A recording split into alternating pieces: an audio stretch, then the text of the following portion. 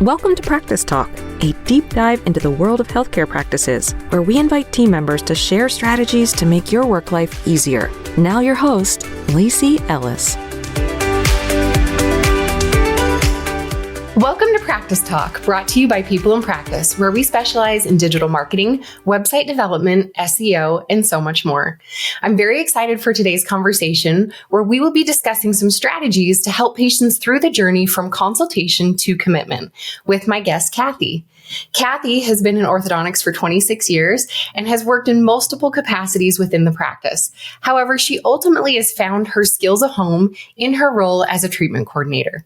Being a treatment coordinator, or TC, as they're called in the industry, is incredibly rewarding to her. Not only does she advocate for the practice, but she also takes pride in advocating for her patients. Orthodontics is more than a job for her, it's a passion. Welcome, Cathy. Thank you. It's an honor. Oh, this is so much fun. I love it when I get to geek out a little bit on dental and orthodontics with somebody actually in the practice. That's why I love doing what we do. So as a reminder to our listeners, don't worry about taking any notes today. We will put together a printable that you can download for free from our website filled with the details of today's discussion. So, Cathy, I'm excited to dig into the ins and outs of your practice and discuss how we can win over patients without pressuring them to start.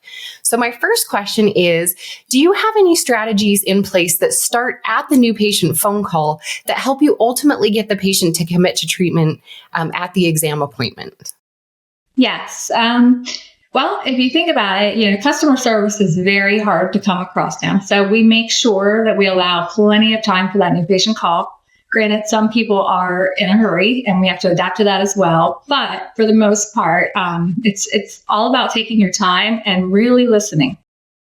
Excellent. Yeah, no, I totally agree. I think the listening piece is like people just want to be heard and share what they're going through in their experience, and they want to understand what's going to happen at the appointment. So I know at the practice I was in for a long time, when we had a new patient phone call, we like to plant the seed that we did a same day start, or we had the option for a same day start. So the front desk team would just let the parent or patient know that like, hey, if you love everything you hear at that first visit, we will have time set aside that we can take that first step towards treatment and save you from having to leave work again or pull your kiddo out of school again. No pressure. I just want to let you know that will be available to set that time aside for that day. Is that a strategy you guys use at all in your practice to kind of plant that seed? Yes, we do. They do let them know that we will have time to same day start. And they do ask for the financial responsible person to be there as well, which helps. That is not always the case, but it definitely does help. But what I really like is the things that you wouldn't think is important to that actual appointment.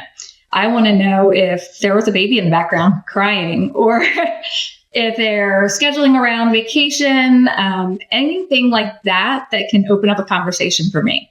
Yeah. And actually that leads into my next question, because I want to know, like, what is the most valuable information that your team can collect for you about the patient during that new patient phone call? And I'm hearing you say those little notes about hearing a baby in the background and things like that. Is there anything else that in particular you're always like zoning in on that new patient phone call slip to see what your team collected for you? I like to just know what that patient is into, so that I can figure a way to relate to that. I have children also, so maybe they're in the same sport, same grade. And sometimes it's just, even if it's just a conversation, like I said, if a baby's crying, when I say, do you have any questions for me? And the baby's there and he's quiet, then I can say, you had a lot to say when you were on the phone with Teresa.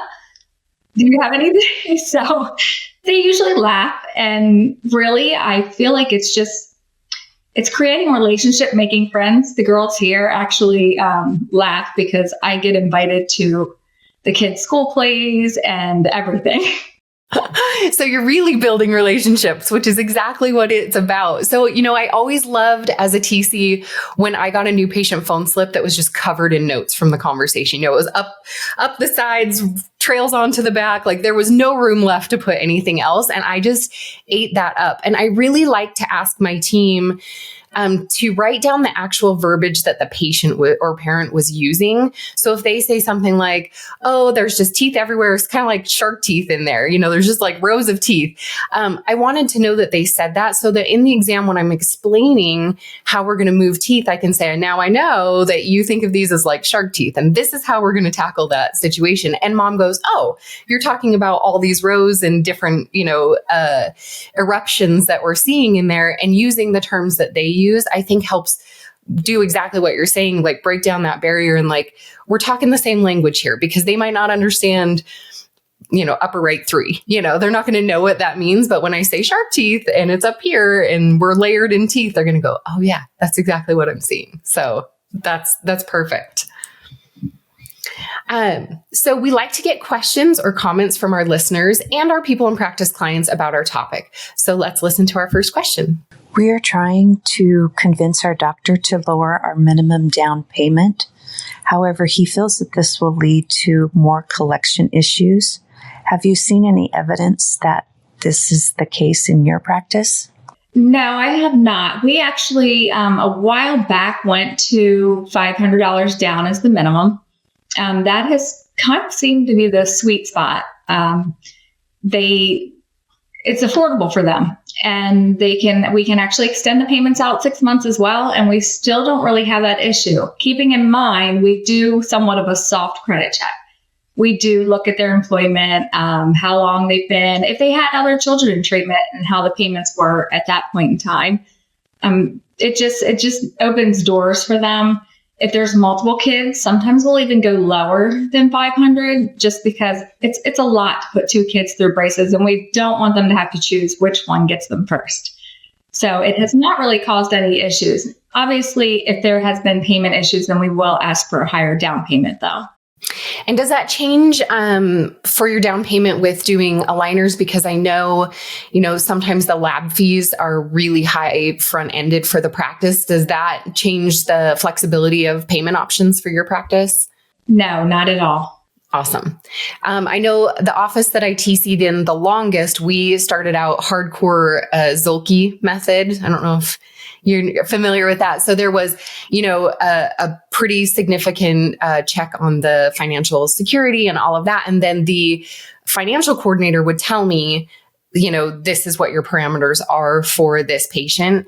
And it took a long time, but we made a huge transition to be able to offer that flexible financing. And the doctor was, just like this person is saying, the doctor was really hesitant because he's like, I don't want us to be in this huge, horrible collection issue because we're not following more stricter guidelines. And the beauty of it was we really didn't see more collection issues happen, but there was that option that like, hey, if we see a spike in collections, let's go back to the method we were using for a while, get it under control.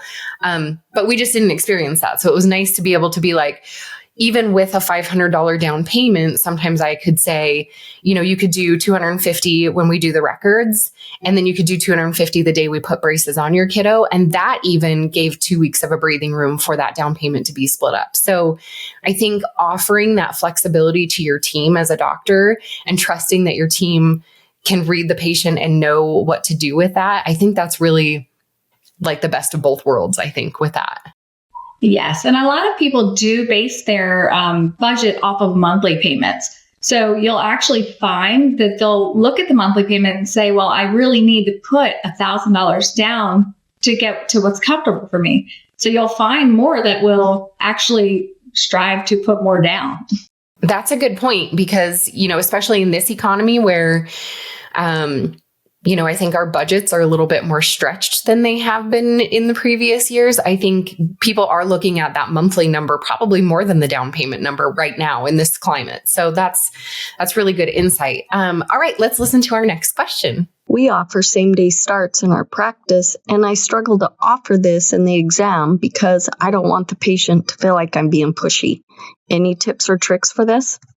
So it starts with the first phone call, and they set them up for that. However, the conversation, there's a lot of information they're giving, so sometimes they forget.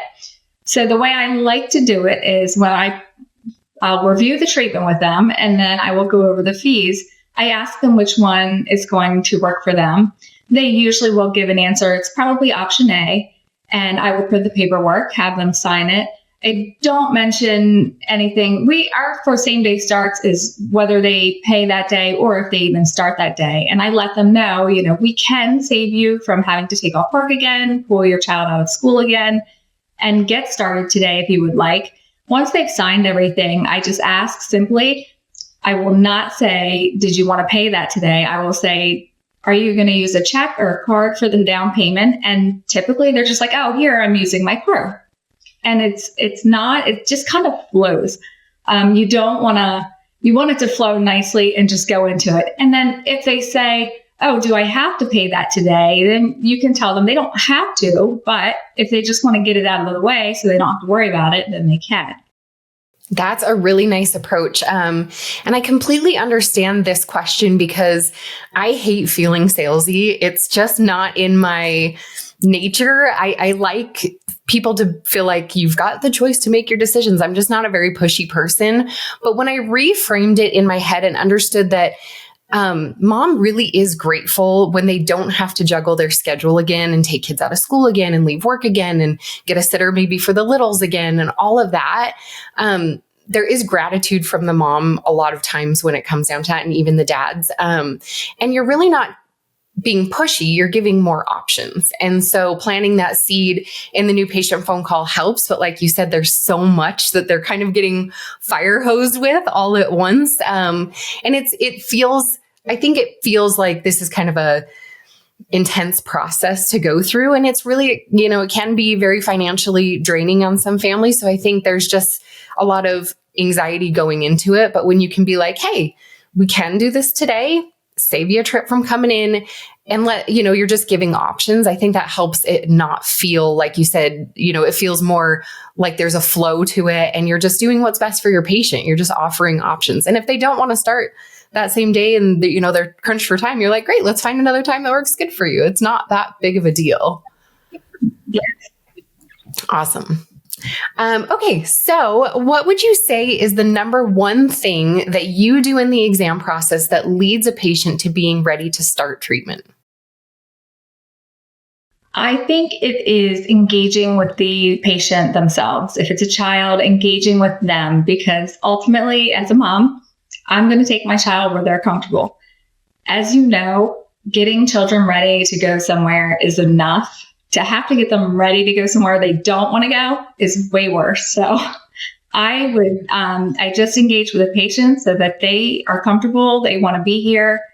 They understand what's going on. The more they understand, the more compliance we get. So I just like engaging with the patient.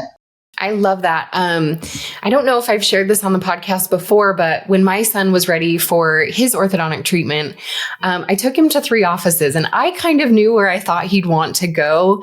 But as a marketing person in the field, I was just really, really curious about, what would he pick and why would he pick it? And so we went to 3 different offices. One office, we kind of knew them a little bit, not a lot of bells and whistles, met with the TC. It was fine. This is what you need. The second office we went to, they had the freezer with the ice cream sandwiches that you can grab on your way out. And it was just a very flashy office, really bright and lots of technology in the office. And then the third office we went to actually didn't have a TC, and we met directly with the doctor, and the doctor told us this is, what we need. And all of the treatment plans were very similar. The cost was very similar. And so I just let my kid decide. And I was like, where do you want to go? And he's like, oh, I want to go to the first option. And then I was like, tell me why, I want to understand why you would make that choice. And he's like, Mom, it's because I felt safe there. And this was coming from a 14, 15-year-old kid. And so I think there is so much value in building connection and trust, not just with the parent, but with the kiddo too, because I think the parents do ask their kids, they want to have input in this. You're going to go to this practice every 6 to 8 weeks. I want to like them too, but I want my kid ultimately to feel like this is where they want to go. And I just think when people feel genuinely heard and understood, and you listened to my concerns, and then you helped me make this happen for my child, Like I don't think there's any other strategy in the world that could work better than having genuine care and concern for your patient. Absolutely. Awesome. So my last question is something that comes up often when I'm speaking with practices, and it's the age-old dilemma of how do you handle the comment of, I need to go home and talk to my spouse? So I would love to get your thoughts on this one. So what I do is I go back to that whole, giving them options of not having to pull their child out of school again. And I will simply say to them, I can save a trip and we can get it done today. And I say, I know my husband sometimes can get to the phone if I call him in the middle of his workday. Sometimes he cannot. I don't know how it works, for your husband or wife, but I can step out, make sure I have somebody that can get you started if you want to make that phone call. And then if they can't and they say, oh, he's in meetings all day, then that's fine. Let's reserve a time that works for you. But for the most part, if I step out, they'll get on the phone because I don't want to have to come back. I don't want to have to take off work again, because especially when you tell them this appointment's the long appointment and it's typically done during school hours, that they're already out of school right now. So. Excellent. That's exactly how I had dealt with it. And I think there are a few things in my mind that make it important to remember about this. This is a big financial decision. So in all seriousness, they probably maybe do need to go home and talk to their spouse about it. Maybe they're not the ones that handle the financials in their household. Maybe their spouse handles that. I think they go into it knowing this can be a $6,000 to $8,000 commitment, but I don't think they typically know how much they're going to need for a down payment. How much can we afford as a monthly payment? So I don't think it's always an excuse that I need to go home and talk to my spouse. But I do think, correct me if I'm wrong, but for me, I could kind of sense if I'm getting told this because they're trying to go get another opinion, or there's just once I connected with the patient, really listened to them, there was some key words that were usually said that I'm like, I don't know if you really need to go home and talk to your husband. I think you just maybe can't afford the down payment. You don't want to say that to me because, I don't know about you, but my mom doesn't know what I have in my bank account. And now I'm looking at a total stranger and telling them if I can afford $500 down. If I can't, maybe it feels embarrassing to me. So I think there are a lot of factors within this one thing, but I just hear from practices all the time.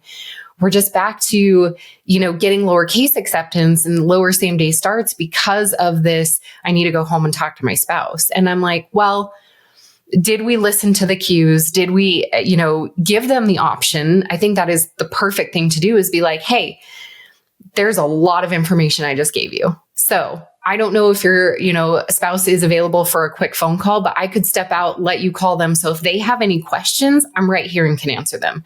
That's going to save you from playing phone tag with me and all of that. And again, I'm not trying to be pushy. I'm trying to give that person options and truly help them make a good decision or, make a decision without having to create a lot of conflict for them with their schedule and with their timing and things like that. So I completely agree. I think you just have to listen and watch. Are there any trigger keywords that you tend to hear where you're like, okay, I don't know that you really need to talk to your spouse? Do you ever feel like that?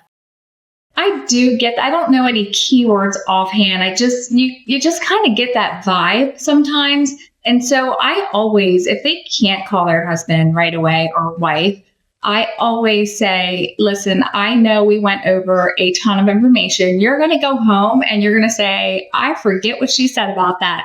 So I always hand them my card, give them all of my contact info, and I offer them, when you're talking about this over dinner tonight and you come up with a question, feel free to email me, shoot me a text, anything you want to do, whatever's convenient, and I will get back to you as soon as I get that. I am a creature of habit, and I tend to check my email, and I tend to take phone calls at night and on the weekend. So I'm always available to them. I know that's not ideal for a lot of people, and I totally understand, but I don't know. It's just me. Yeah, no, I was the same way. And I still am with our clients and people in practice. I'm like, do you need to send me a carrier pigeon or a text or an email or however you need to get a hold of me? And if I'm truly not available, most people get that. But most of the time, it takes like 2 minutes to send a message back and be like, oh yeah, no, we can absolutely do, $350 down, and then we'll just have you put the rest of it when we actually put the braces on or whatever. Like, you can quickly help them make those decisions, because like you said, they're probably having that discussion over dinner, and then they're going to be like, okay, I need to write down what your questions are, try to call them when they're open. So I think the availability piece is really, really nice. So I think that's really awesome that you offer that. Yes, they do appreciate that. Absolutely. So I really hope that everyone enjoyed our conversation today as much as I did. Thank you so much for sharing your time and your valuable insights, Cathy. We really, really appreciate your insight and time.